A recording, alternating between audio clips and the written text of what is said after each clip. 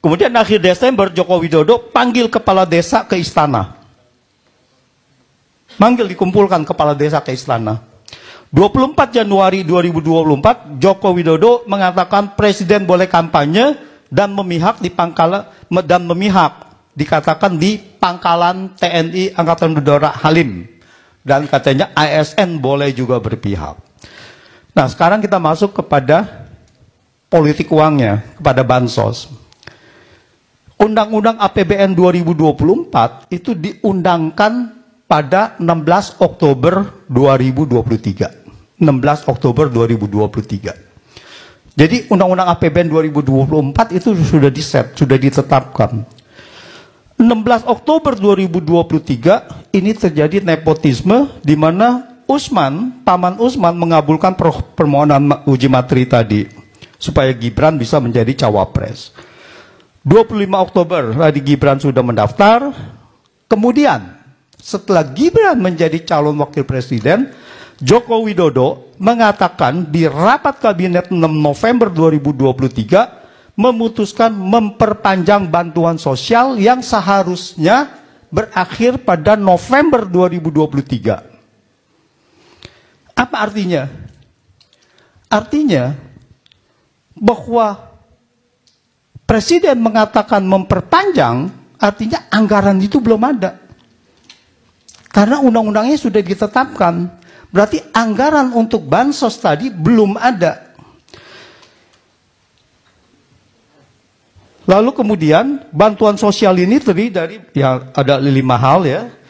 Nah, akhir Desember 2023 Sri Mulyani mengeluarkan kebijakan memblokir anggaran kementerian lembaga atau yang namanya automatic adjustment. Ya, semua anggaran kementerian lembaga kecuali ada yang tertentu, misalkan KPU anggarannya tidak boleh dikurangin gitu.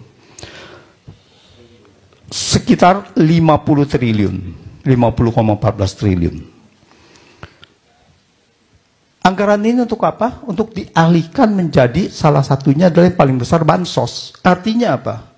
Artinya bansos itu tidak ada anggarannya. Bukan anggaran dari Kementerian Sosial.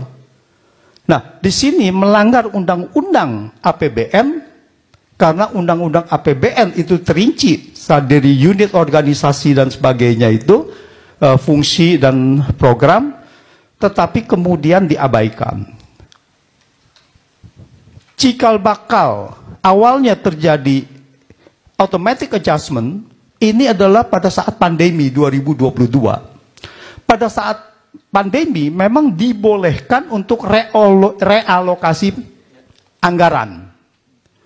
Tetapi kemudian digunakan oleh Joko Widodo ini 2023 dilakukan lagi. Padahal 2023 sudah tidak boleh. Karena sudah tidak masuk di dalam yang Perpu tadi, Perpu untuk Corona itu. Ya. Undang-Undang nomor 2 jadinya. Nah, 2024 dilakukan lagi. Nah, di sini kenapa bisa dilakukan pelanggaran-pelanggaran ini? Karena civil society-nya tidak berjalan, karena DPR-nya tidak berjalan. Nah, sekarang DPR mau bergerak dengan hak angket, ini harus kita dorong. Supaya memang bahwa fungsi DPR yang mengawasi anggaran, ini bisa berjalan kembali gitu, bisa berfungsi secara normal lagi.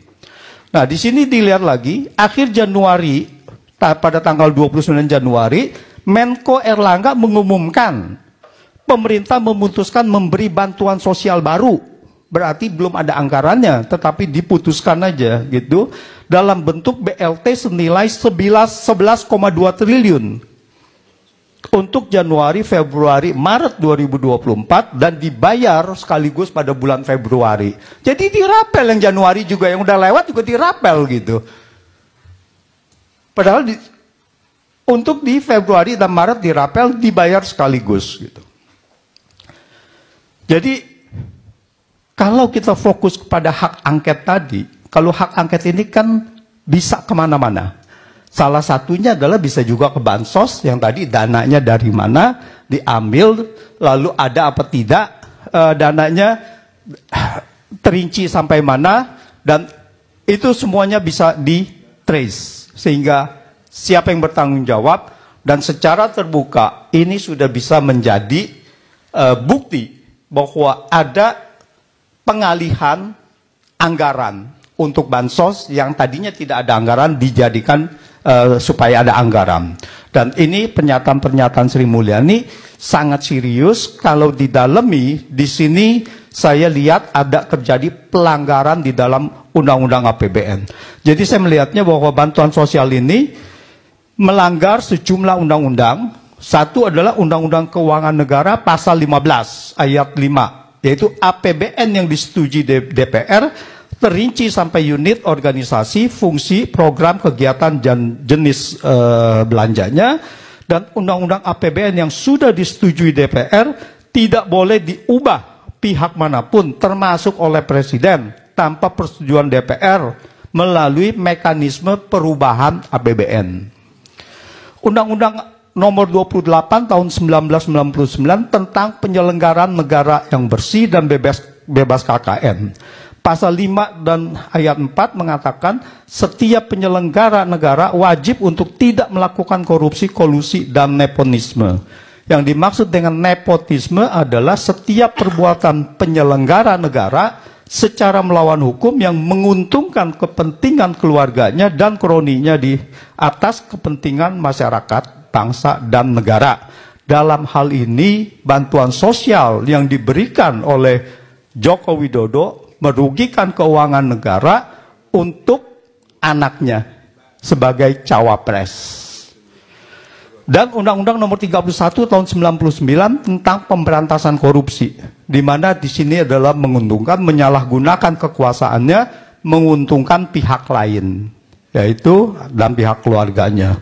Jadi saya rasa ini sangat serius di dalam Undang-Undang Keuangan, di dalam APBN ini, dan ini harus diusut tuntas. Demikian Mas Heru. Oke, terima kasih. Kita